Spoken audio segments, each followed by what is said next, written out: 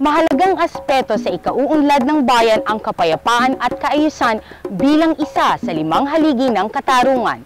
Kaya naman ang ating pamahalaan ay nag-uukol dito ng panahon at pansin. Buhay Pulis, yan ang ating bibigyang pugay sa araw na ito. Dito lamang sa nag-iisang programang panlalawigan, Galing Bulacan.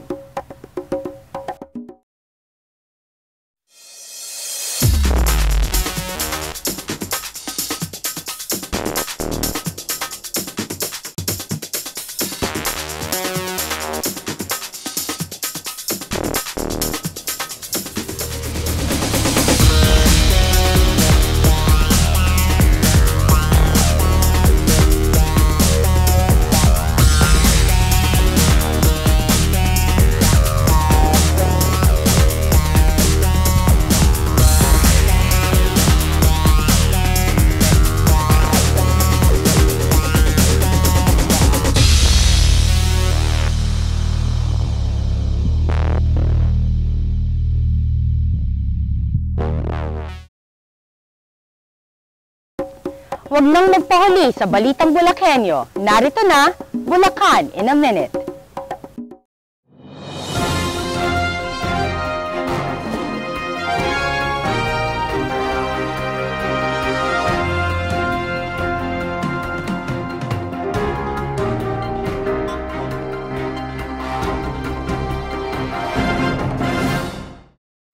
Kailangan natin ipagdiwang ang kaarawan at Blas M. Ople. Una, bilang pagpapahalaga sa kanyang naiambag, magbibigay ng alaala na masabi natin na gagayahin o makikita natin sa mga kanyang nagawa na tayo doon nakatuon para sa pag-unlad pa rin ng ating bansa. Ginagawa natin lagi na kung ito yung pinagdidiwang natin, integration sa mga subject na itinuturo ng mga teacher na makasama yung pangalan niya ay may mga quiz bee, at bago ang kanyang kaarawan, tinuturo ito at sinasabi kung sino siya.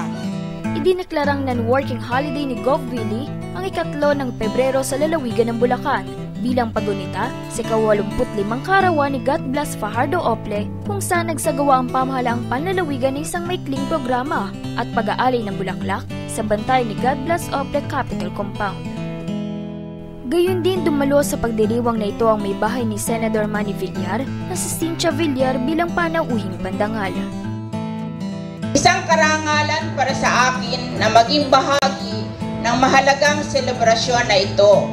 Si Kabla sa isang bukod-tanging leader at public servant na may pagmamalaki hindi lamang ng Bulacan kundi ng buong Pilipinas. Marapat lamang na siya ay magsilbing inspirasyon sa bawat Bulakenyo at bawat Pilipino. Tagisag ni Kablas ay yung inspirasyon ng mga kabataan, yung mula sa kawalan ay nakaigpaw siya at napagtagumpayan ang lahat ng problema sa buhay, iniambag hindi lamang sa larangan ng pamamahala, lalo tigit doon sa ating pagpapataas ng antas ng buhay, yung ating mga OFW, yung pangangalaga sa ating mga labor force, napakahalaga yan. Isang tao na hindi lamang kinilala, bagkus higinalang. Very thankful ako at hindi pa rin nakakalimutan. Naiambag ng aking amang sa lalawigan at sa buong bansa. Sana ay malaman ng mga bata, yung mga nagsisipag-aral ngayon, ang kahalagahan ng naging buhay ni Kablas. Para po sa akin, lahat po tayo hindi na kailangan maghanap pa ng mga inspirasyon magmula sa ibang bansa o sa ibang lugar. Dahil sa sarili po natin lugar ay meron na po tayong pwedeng gawing inspirasyon. Dahil ang pinakita po ni Kablas, kaya nating paglabanan yung kahirapan.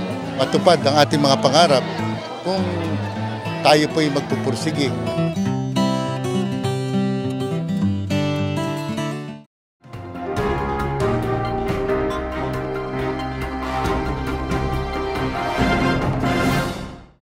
Nitong ika-30 ng Enero, ginanap ang pagbubuklod ng mga Bulakenyo, anuman ang relihiyon, upang makiisa sa paglulunsad ng Bulacan Day of Prayer, na may temang sama-samang panalangin para sa lalawigan ng Bulacan na naganap sa Sining Sahardin Capitol Compound. Hinimok ni Gov. Willie ang lahat ng Bulakenyo na mag-alay ng 1 minutong panalangin pagsapit ng 12 ng tanghali.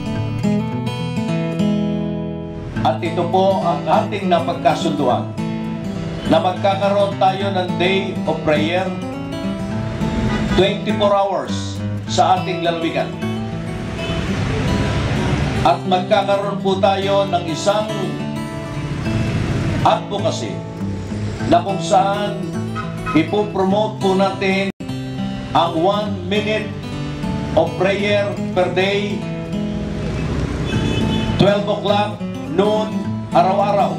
Ang layunin ay iiwas ang ating lalawigan. Kung sakali huwag itulot ang isang malaking kalamidad, anong preparasyon? Iisa po ang nakikita po natin dito.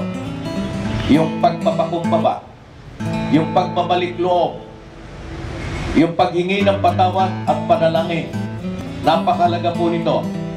Ang inyo pong abang lingkod, naniniwala, sisimulan po natin sa maliit, palalawakin natin.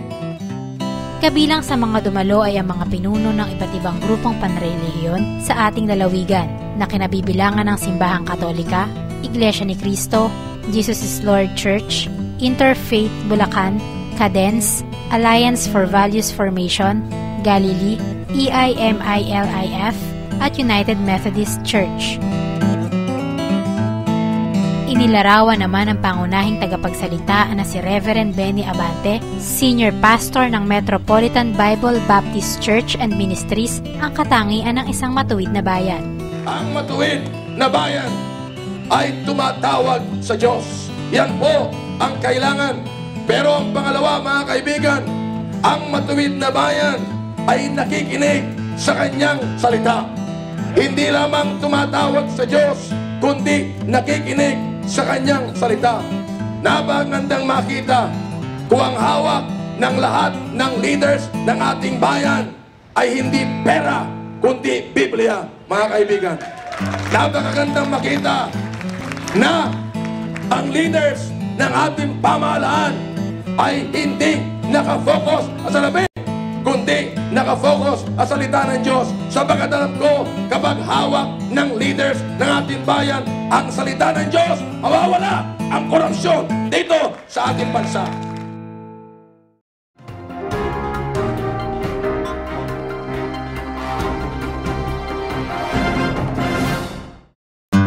Ikadalawa ng Pebrero nang magkaroon ng talakayan ukol sa mapanagutang pamamahala sa Bulacan Capitol Gymnasium na dinaluhan ng mga opisyal ng pamahalaan mula sa barangay hanggang sa panlalawigan.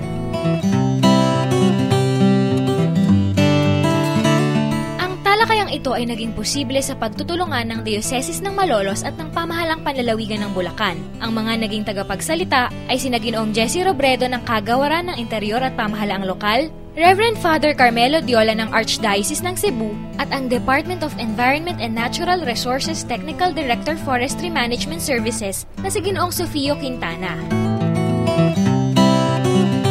Una po sa lahat, ang pagpugay at pagbati namin sa lalawigan ng Bulacan.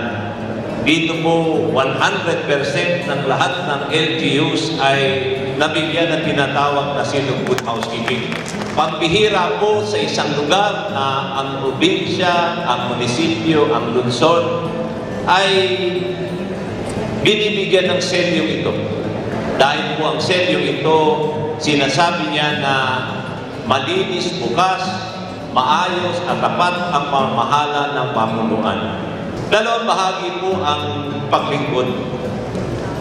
Ang isa pong bahagi ang kapangyarihan, ang pangalawang bahagi po ay ang pananagutan. Hindi po maaari na bibigyan tayo ng kapangyarihan na wala po tayong pananagutan. At ang pananagutan po ito, dapat may mga sukat. Ang mas mataas pong sukat at antas, yung sinasabing matapat at matuwid na pamamahala. Kailangan ang buong bansa ay sumama. Sama-sama tayo para good governance. Hindi pwedeng tayo-tayo lang, kanya-kanya lang, kundi magtulungan tayo. It is a calling. Bokasyon ho yan na magsilbi sa bayan bilang isang politician. Nagbibigay kayo ng you're giving birth to the city. Kaya Hindi ho yan madali, pero kung tinawag kayo ni Lord, tutulungan din kayo ni Lord, hindi kayo pababayaan. Basta makinig lang tayo kay Lord. At yun lang. We don't expect perfect people, but we do expect public servants who are willing to listen and work with others. Samantala, ginanap din ang paggawad ng parangal sa mga nagwagi sa programang Bantay Kalinisan ng Bulacan para sa taong 2011. Dito'y tinanghal na pinakamalinis ang bayan ng San Rafael at runners-up naman ang bayan ng Bustos at lungsod ng San Jose del Monte. Of course, I'm very happy about it. Masaya ako, no? Pero this is another challenge for us, We have to sustain it. Nakatugon kami dun sa itinatadhana ng Batas Republic Act 9003, no? Pero meron kami mga innovations na ginawa. Like we tap the business establishments, no? For our Adapt a Highway program. Yung certain portion ng aming highway, pina-adapt namin sa mga establishments para mapanatili ang kalinisan.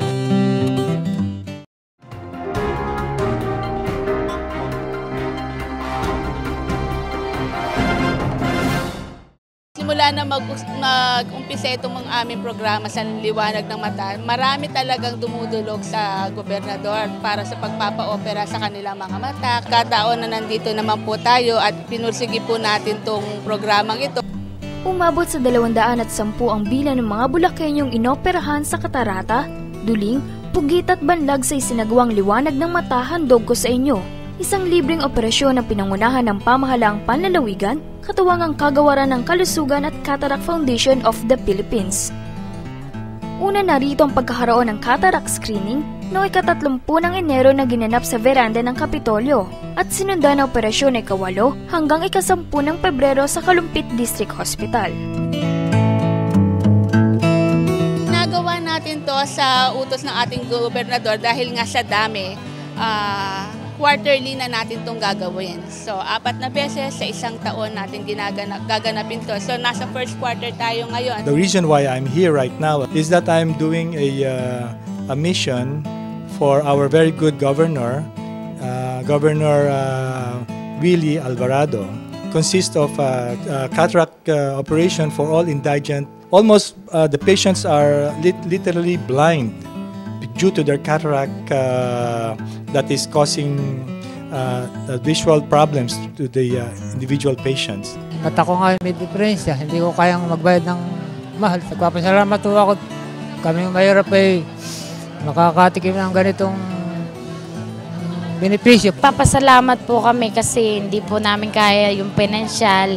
Kaya ngayon pong libre, nagtsatsaga po kami pumila para lang po maging maayos po yung paningin ng anak ko. Maraming salamat po sa libreng operasyon na pinangunahan ni Gov. Willie po.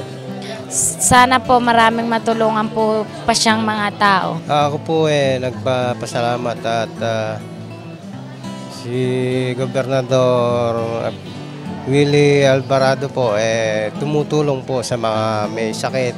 2 times na po akong ma-opera sa PGH po. Kinakailangan na naman daw po akong operahan. Kulang po ako sa financial. Wala po akong kakayahang magpa-opera. Kaya po ako lumapit dito. Ako po nagpapasalamat dahil marami pong taong natutulungan ng ating mahal na gobernador. At isa na po ako ron.